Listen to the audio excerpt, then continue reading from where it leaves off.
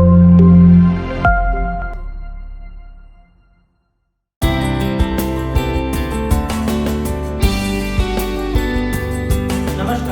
आज हम बात करेंगे मार्च और अप्रैल के महीने में किस तरह का खान पान किया जाए जिससे कि हम स्वस्थ रह सकें।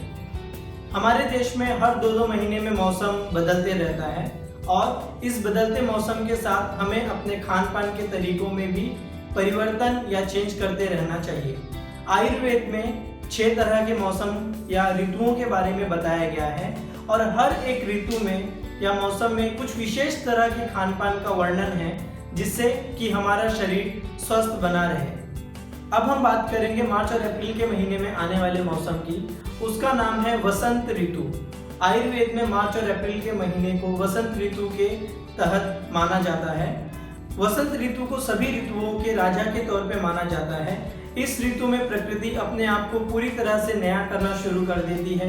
आप अपने आसपास देखेंगे कि सभी तरह के पेड़ों में नए नए पत्ते आ रहे हैं, फसलें पकने लग गई हैं, आम में छोटे छोटे फल या बौर आनी शुरू हो गई है, पंछी नए नए गीत गाना शुरू हो गए हैं। इस मौसम में प्रकृति अपने आप को पूरी तरह से नया और खुशहाल कर लेती है। इसी तरह बहुत से परिवर्तन हमारे शरीर में भी होते हैं। आयुर्वेद में कहा गया है कि ठंडियों में हमारे शरीर में कफ इकट्ठा होते रहता है जो कि मार्च और अप्रैल की गर्मी पाकर पिघलने लगता है। मतलब मार्च और अप्रैल के मौसम में हमारे शरीर में कफ ज़्यादा बढ़ने लग जाता है। उसके कारण इस मौसम में सर्दी, खांसी, कफ की बीमारियां होना, आलस बहुत होना, नींद बहुत आना, ऐसी कई समस्याएं शुरू हो जाती हैं। उसके उपचार के लिए आयुर्वेद में कई चीज़ें बताई गई हैं। सबसे पहले जैसे कि मार्च और अप्रैल के महीने में आयुर्वेद में पंचकर्म के बारे में वर्णन है। उस पंचकर्म में एक वमन नाम की विधि है। वमन मतलब कुछ आयुर्वेदिक औषधियों का सेवन करके जो भी कफ इकट्ठा है उस कफ को शरीर से बाहर निकाल देना। अगर आपके आसपास कोई आयुर्वेदिक सेंटर या चिकित्सालय है और वहां जाकर अगर आप इस महीने में मार्च अप्रैल के महीने में अगर आप कफ निकाल देते हैं तो साल भर आपको सभी तरह त्वचा के रोग, श्वास की बीमारियां या छाती के ऊपर होने वाले जितने भी रोग हैं उससे आप साल भर तक बचे रहेंगे। तो इस मौसम में वमन करना बहुत अच्छा है। इस मौसम में जितने भी तीखे, कड़वे और कसैली स्वाद वाली चीज़ें हैं वह खाना बहुत अच्छा है क्योंकि सभी तरह का तीखा, कड़वा और कसैला स्वाद कफ को कम करता है।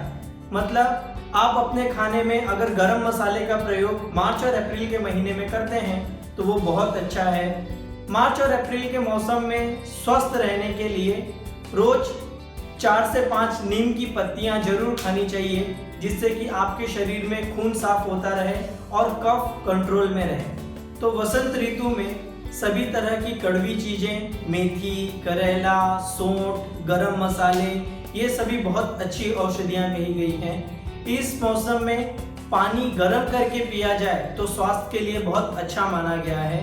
या अगर आप सादा पानी पी रहे हैं तो उसमें सौंठ, अदरक को जब हम सुखा लेते हैं तो उसे सौंठ कहते हैं, थोड़ी सी सौंठ या शहद को अगर पानी में मिक्स करके पीते हैं तो वो भी स्वास्थ्य के लिए बहुत अच्छा माना गया है। इस मौसम में स्वस्थ रहने के लिए बहुत से लोग हरड़ का पाउडर और शहद को भी मिक्स करके सेवन करते हैं। यह भी स्वास्थ्य के लिए बहुत उपयोगी है। इस मौसम में उत्तम संतान की प्राप्ति के लिए गर्भ धारण करने के लिए भी आयुर्वेद में कहा गया है। मतलब इस मौसम में 4-4 दिनों के अंतराल में मैथुन आयुर्वेद में वर्णित है। वसंत ऋतु में आयुर्वेद में स्वास्थ्य के लिए मद्य या आयुर्वेदिक औषधियों से युक्त बहुत सारे आसव अरिष्ट भी पीने के लिए कहे गए हैं जिससे कि आपके शरीर में कफ कंट्रोल में रहे। पर सभी तरह के मद्य के बारे में आयुर्वेद में ऐसा कहा गया है कि सिर्फ उन्हें औषधि प्रयोग के लिए ही पीना चाहिए।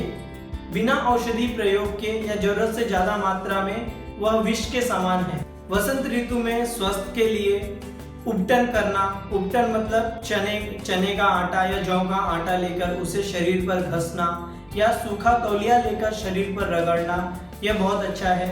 इस मौसम में व्यायाम जरूर करना चाहिए जिससे कि आपका शरीर तंदुरुस्त बना रहे। अब बात करेंगे इस मौसम में किन चीज़ों से बचना चाहिए।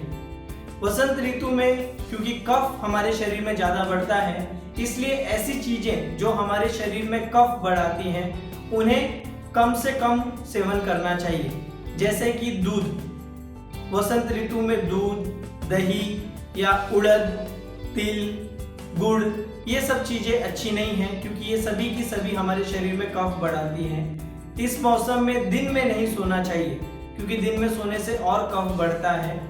दूध से बनी चीज़ें वसंत ऋतु में ज़्यादा अच्छी नहीं मानी जाती। इस मौसम में छाछ या तक्र या मट्ठा जरूर पीना चाहिए जो कि स्वास्थ्य के लिए बहुत अच्छा है।